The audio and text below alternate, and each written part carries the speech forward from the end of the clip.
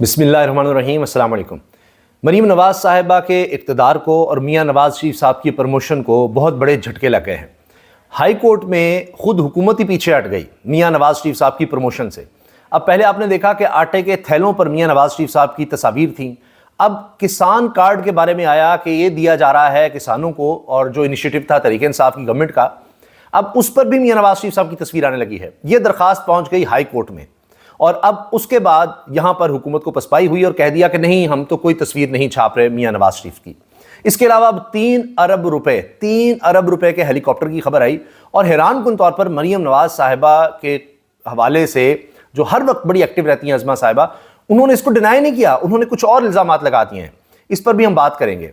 लेकिन जो मरीम नवाज साहिबा ने काबीना बनाई है, अब इन्होंने बड़ी सोच समझ कर बनाई, अपने लोग उसमें लिए, और ज़ाहिर है कि बड़े ऐसे लोग होंगे जो इनके साथ बड़े लॉयल हैं, बड़े वफादार हैं, लेकिन वो रिपोर्ट किसी और को कर रहे हैं। अब उनको भी पता है कि असल इक़्तिदार किन के पास है, और ये भी उनको पता है कि जनाब हमें वोट तो मिले नहीं, हम 47 की हुकूमत है, किसी भी वक्त गिरवाई जा सकती है, गिराई जा सकती है, कुछ भी हो सकता है, लोग तो हमारे साथ ही नहीं है। जिनको ये पता होगा कि हमारी तो वज़ीर आला ही जीत कर नहीं आई, तो बाकी क्या कहानी होगी, किस तरह हमारी झोली में लोग डाले गए हैं, किस तरह ज़बरदस्ती लोग तोड़े गए हैं, किस तरह लोगों को ऑफर्स की गई। और नून लीग के अपने लोग ये कहते रहे, टेलीविजन पर आकर कहते रहे कि हमें भी ऑफर थी कि आपको भी जितवा देते। हमने कहा नहीं, ये जिल्लत हम नहीं कमा सकते, क्योंकि लोगों में उठना बैठना है, सारे इलाके के लोगों को पता है, हर पोलिंग स्टेशन पर जो लोग हैं उनको पता है। तो बात फैल जाती है कि यार कितना छोटा आदमी है, देखो ये हारा हुआ था और फिर जीता है। लेकिन मरीम नवाज साहिबा या नवाज शरीफ साहब या शरीफ खानदान, उनके लिए पैमाने फ़र्क हैं। तो उन्होंने ये जो ऐसी हारी हुई जीत थी, यानी जिसमें हार थी, उस जीत को भी गले लगा लिया। लेकिन अब जाहिर है कि इक़्तिदार उनके पास कहाँ रहना, जहाँ पर यह बात होगी कि मोहसिन नकवी साहब शहबाज शरीफ से ज़्यादा ताकतवर हैं। मुनीम फारूक ये बात कह चुके हैं कि मोहसिन नकवी निगरान वज़ीर आला रहे, अब वो जनाब सेनेटर और आपको पीसीबी के चेयरमैन के रूप में भी नज़र आ रहे हैं, और अब वज़ीर दाखिला भी। तो अब निगरान वज़ीर आला से होते हुए अब वज़ीर दाखिला भी हैं। तो वो तो शहबाज शरीफ को रिपोर्ट नहीं करते, वो तो खुद शहबाज शरीफ से ज़्यादा ताकतवर हैं। तो मरीम नवाज साहिबा फिर क्या होंगी? मरीम नवाज साहिबा के अपनी काबीना के लोग ज़्यादातर तो एक्टिव नहीं है, कि पता ही नहीं, आपसे भी नाम पूछूंगा नहीं पता होंगे, किसी को भी नहीं पता कौन कौन है, कौन नहीं है, क्या है। अज़मा बुखारी साहब का पता होगा, मरीम औरंगज़ेब साहब का पता होगा, बाकी किसी का पता नहीं। तो कौन एक्टिव है कौन नहीं, सीनियर लीडरशिप तो वैसे ही भाग गई हुई है, वो तो ज़िमनी इलेक्शन से भाग गई, और मरीम साहिबा के साथ काम भी नहीं करना चाहते। जिन लोगों ने देख लिया था मरीम साहिबा किस तरह से यानी डील करती हैं, वो तो बहुत पहले चले गए। कोई चौधरी निसार की सूरत में, उसके बाद कोई साबिक़ वज़ीर आज़म शाहिद खकान अब्बासी की सूरत में, कोई मिफ्ता इस्माइल की सूरत में, कोई मोहम्मद ज़ुबैर की सूरत में निकल गया। तो ये लोग अब देखिए दूर होते चले गए। तो अब बात यह है कि मरीम साहिबा के फिर भी जो लोग करीब रह गए, वो रिपोर्ट कहीं और कर रहे हैं। असदुल्ला खान साहब ने इस बारे में खबर दी है, और अपने वीलॉग में उन्होंने इसका डिटेल से तस्करा किया है। वो कहते हैं कि जी वैसे तो कोई ज़्यादा आपको इनकी काबीना के लोग एक्टिव नज़र नहीं आते, जो नज़र आते हैं ऑन ग्राउंड वो हैं सलमान रफ़ीक, और इनके अलावा ख्वाजा इमरान नज़ीर। ये 2 लोग आपको एक्टिव नजर आएंगे। अज़मा बुखारी साहबा ज़ाहिर बात करने में, बोलने में बहुत एक्टिव हैं, हर चीज़ का फ़ौरन जवाब देती हैं, मीडिया में आकर भी बहुत गुस्से में नजर आती हैं, वो सब है। लेकिन ऑन ग्राउंड जो लोग काम कर रहे हैं वो या तो सलमान रफ़ीक हैं, जो ज़्यादातर सेहत का शोबा देखते हैं, और ख्वाजा इमरान नज़ीर हैं। अब हुआ यह है कि मोहसिन नकवी साहब जो पॉलिसियाँ छोड़कर गए थे, जो ब्यूरोक्रेसी वो छोड़कर गए थे, जो लोग वो छोड़कर गए थे, उसी तरह से वही लोग काम कर रहे हैं। ये लोग उनकी भी ज़्यादा खाड़ पिछाड़ कर नहीं सकते, इतनी जुर्रत नहीं है, इतना इनके पास इख्तियार नहीं है। पॉलिसी भी वही चलेगी, ये सिर्फ फोटो शूट्स के लिए हैं। वो कह रहे हैं ना, बहुत से लोग सोशल मीडिया पे कह रहे हैं कि जी यहाँ असल में वज़ारत आला 6 कैमरामैन चला रहे हैं पंजाब में। वो 6 कैमरामैन हर वक्त मरीम नवाज साहब के गिर्द होते हैं, तस्वीर वीडियोज़ यहाँ से आएंगे, यूँ होगा, पूरा एक रिहर्स ऐसे लगता है कि हो रहा होता है कि यहाँ से आएंगी मरीम साहब, इस तरह मिलेंगी, बच्चों के सर पे हाथ रखेंगी, इस तरह मिलेंगी, यूँ तस्वीर उतारनी है, इसको ऐसे वायरल किया जाएगा, ये होगा वो होगा, इसका जवाब ये होगा। फिर रोज़ाना की बुनियाद पर बताया जाता है कि आज मरीम साहबा ने ये दुआ की, उन्होंने फ़लाँ इजलास की सदारत की, ये किया, और वो दिखाया जाता है बहुत बड़े बड़े काम हैं, जिसके बारे में साफ़ी भी कहने मजबूर होंगे, मज़ाक़ खेज़ लगता है। कि मिसाल के तौर पर एक दिन तो ये आया कि आज उन्होंने फ़लाँ काम के लिए दुआ की, फ़लाँ इजलास की सदारत की, उसके बाद वहाँ जाकर उन्होंने पौधा लगाया, ये उनके काम थे सारे दिन के। इस तरह की खबरें आ जाती हैं। तो अब मरीम नवाज साहिबा की अपनी काबीना के लोग क्या कर रहे हैं, वो ये कर रहे हैं कि उनमें अगर कोई एक्टिव भी है, जिनमें ख्वाजा इमरान नज़ीर का नाम है, उन्होंने हाल ही में एक जगह छापा मारा, तो मालूम हुआ इसकी बराह रास्त तफसीलात शेयर की गई मरीम नवाज साहिबा से नहीं, शहबाज शरीफ से नहीं, नवाज शरीफ से नहीं, मोहसिन नकवी साहब के साथ। यानी वो अपनी सीविया मोहसिन नकवी के साथ बना रहे हैं कि भाई पीसीबी के चेयरमैन वो, सेनेटर वो, और भी बिला मुकाबला, फिर वज़ीर दाखिला वो, शहबाज शरीफ से ज़्यादा ताकतवर वो, ठीक है। और अब ये भी हो रहा है जी, कंप्रोमाइज़ चल रहा है कि अब वज़ीर आज़म की भी जरूरत नहीं है कि जी वो कहे नहीं ये बंदा इधर लगेगा नहीं। मोहसिन नकवी ने कहा है, तो कहा जी अच्छा चलें आपको इतना मार्जिन दे देते हैं, कुछ लो कुछ दो की, कोई एक बंदा मेरा एडजस्ट कर लें, कोई एक आपका मैं मान लेता हूँ। तो वो मोहसिन नकवी हैं जिनको इमरान नज़ीर साहब जो हैं वो रिपोर्ट कर रहे हैं, उनको बता रहे हैं। तो अब हुकूमत कहाँ की है? हुकूमत जिनकी है उनकी है। शेख रशीद ने कहा नहीं नून में से वो शीन निकल आई हुई है, मेरी पेशगोई सही है। बड़े अरसे के बाद वो कोई बोले हैं, वरना जब भी कोई कैमरा में आगे होता कहते हैं बस मैं बोला चिल्ला काट आया हूँ, मुझसे ना पूछो। अब उन्होंने कहा जी मेरी पेशगोई सही हुई, नून में से शीन निकल आई है। अब ये सिर्फ इख्तिदार के मज़े लूट रहे हैं, इनके पास कोई इख्तियार नहीं है। इख्तिदार ज़रूर है, इख्तियार नहीं है। इसलिए आप देखिए कि उनको भी पता है किसी वक्त भी गिर सकते हैं, तो इनकी काबीना के लोग समझ रहे हैं कि वहाँ पर कहानी सेट करो, जिस तरह मोहसिन नकवी साहब हैं वहाँ कहानी सेट करो, कल को जो भी हो हम उनके साथ हों, पता नहीं वो जी वज़ीर आज़म ही ना बन जाए। और जिस तरह केयर टेकर सेटअप लंबा चला था, पता नहीं क्या हालात बन जाए। अभी आगे IMF के मामलात हैं, मईशत का बुरा हाल है, जिसके बारे में जनाब अब बिजनेस रिकॉर्डर में लिखा जा रहा है कि there is no light at the end of the tunnel. वो अंग्रेज़ी में कहते हैं ना कि उसका इस तरह से मफहूम यानी कि सुरंग के आखिर में कोई रोशनी है, उम्मीद की कोई किरण है। वो कह रहे हैं कोई नज़र नहीं आ रही, जो हालात हो गए हैं। इनके आते ही एक्सपोर्ट्स नीचे गिर गई हैं, महंगाई का तूफान थमने का नाम नहीं ले रहा, आगे बेरोज़गारी और गुर्बत बढ़ती हुई नज़र आ रही है, बच्चों में ग़िज़ाई कमी मज़ीद नज़र आ रही है, तालीम का हाल मज़ीद बुरा नज़र आ रहा है और स्कूल से बच्चे बाहर नज़र आ रहे हैं। अभी आप देखिए कि किताबें ही नहीं छप सकें, किताबें बच्चों को स्कूलों में 48,000 स्कूल गालिबन हैं पंजाब के, उनको किताबें नहीं पहुंच सकें सरकारी स्कूलों में। तो यहाँ तो हर चीज़ का बुरा हाल होने वाला है। इसलिए वो वहीं रिपोर्ट कर रहे हैं कि जहाँ से उनको दोबारा इक़्तिदार मिल सके, डायरेक्ट उधर हो रहे हैं। फिर जनाब इस पर अब असदुल्ला खान साहब ने कहा है कि जी एक तो मोहसिन नकवी से बराह रास्त इमरान नज़ीर शेयर करते रहे सारी तफसीलात, और इसकी वजूहत कुछ भी हो सकती हैं। विफाक में हैं, वज़ीर दाखिला हैं, साबिक़ वज़ीर आला पंजाब भी हैं, मालूमात शेयर करने की वजह हो सकती है कुछ भी, मगर ये कन्फर्म है कि मरीम काबीना के वज़ीर ख्वाजा इमरान नज़ीर मोहसिन नकवी को रिपोर्ट कर रहे हैं। और अब सोचा जा रहा है कि राना सनाउल्लाह को लेकर आएँ तो वो शायद यहाँ मान जाएँ, विफाक में वो नहीं जाना चाह रहे। अब उसकी वजह वो भी बहुत सी हो सकती है कि वहाँ बिल्कुल इख्तियार नहीं होगा, ना कोई परफॉर्म कर सकेंगे, जो महंगाई आएगी बहुत ही बुरा वहाँ काबीना का हाल होगा, वहाँ एक ज़्यादा मुसलसल प्रेशर है। तो यहाँ पंजाब काबीना में उसलिए आना चाह रहे हैं, लेकिन जब ये सूरत हाल उनको भी पता लगेगी तो शायद वो यहाँ भी ना आना चाहेंगे, जी रिपोर्ट तो किसी और को करना है। दूसरी तरफ आप देखिए कि अवाम रोटी को तरस रहे हैं और मरीम नवाज़ के लिए 3 अरब का हेलीकॉप्टर खरीदा जा रहा है, बैरिस्टर सैफ ने कहा है 3 अरब का।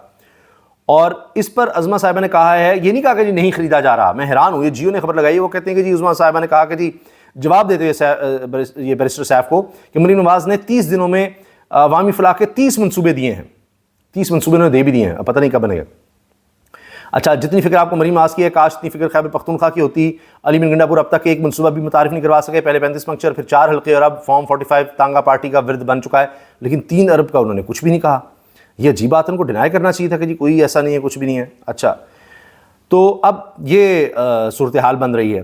फिर असद कैसर साहब कह रहे हैं कि जी 6 महीने गवर्नमेंट निकाल गई तो बहुत बड़ी बात है, आप बस इलेक्शन की तैयारी करें। ये असद कैसर साहब ने कहा है PTI के कारकुनों को, और उन्होंने कहा जी अब हम किसी जंग में नहीं जा रहे और हम मज़ीद किसी जंग में मुतमल नहीं हो सकते।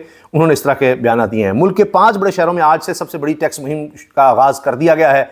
अब देखिए, अब ताजर भी इनके खिलाफ शुरू हो जाएंगे, मरीम साहब के खिलाफ, जो इनके समझा जाता था कि इनकी बड़ा वोट बैंक वहाँ पर है, जो वैसे भी कम हो गया था। अच्छा, इस्लामाबाद हाई कोर्ट से एक और बड़ा ज़बरदस्त फैसला आ गया जी, हफ्ते में 1 दिन बुशरा बीबी की इमरान खान से मुलाकात कराने का हुक्म। दूसरा, इसमें यह भी एक चीज़ पकड़ी गई हुकूमत की, पंजाब हुकूमत की। इन्होंने कहा जी बुशरा बीबी को इसलिए हमने बनी गाला में सब जेल डिक्लेयर करके रखा हुआ है कि जेल में गुंजाइश ही नहीं है। जबकि जब ये इन्होंने अदालत में ये जवाब दिया, उसके बाद अब खुद रिपोर्ट इन्होंने दी है कि 141 खवातीन को जेल में दाखिल किया गया। तो फिर मुंतकिल जवाब खत्म हो जाते, कहते जगह नहीं थी तो 141 खवातीन को ऐसे रख लिया। इस पर जनाब जज साहब बहुत ज़्यादा गुस्से हुए और उन्होंने कहा जी बुलाएं ना चीफ कमिश्नर को, एडवोकेट जनरल को, आप लोग तुले हुए हैं कि रूल ऑफ लॉ का इंडेक्स 0 पर आ जाए। और यानी अदालत में फिर गलत बयानी, झूठ बोला जाता है। आपका जो भी मौक़िफ़ है बेंच नंबर 7 ने मुस्तरद किया था, वहाँ पंजाब का सीनियर लॉ अफसर पेश हुआ और फिर यह कि जी तारीख पर मुलजमान का मिलना ना मिलना नहीं होता, तो समात हो रही रहती है या मिलने भी नहीं देते, सारे मसाइल आपके सामने हैं। अब ये सारा डिपार्टमेंट जो है जेल खाना जात का, ये महीम साहबा के अंडर आता है, वज़ीर आला के अंडर आता है। तो अब इस पर एक तो उन्होंने कहा अदालत ने कि जी हफ्ते में 1 दिन मुलाकात करवाई जाए बानी पीटी इमरान खान की बुशरा बीबी के साथ, और ईद पर भी उनको मिलने का कहा है। लेकिन ये एक उनका बहुत बड़ा मामला पकड़ा गया है कि जी वो जगह ही नहीं थी जेल में, क्योंकि बुशरा बीबी दरख्वास्त दे चुकी हैं कि वो खुद को जेल में ज़्यादा महफूज तस्वुर करेंगी। वो कहती हैं मैंने जेल में जाना है, ये मुझे जो सब जेल करार देकर घर में रखा हुआ है, यहाँ मैं ज़्यादा तंग हूँ। इसके अलावा जनाब ज़मीन से मुतल्लिक नैब केस पर फवाद चौधरी को रिहा करने का हुक्म आ गया है।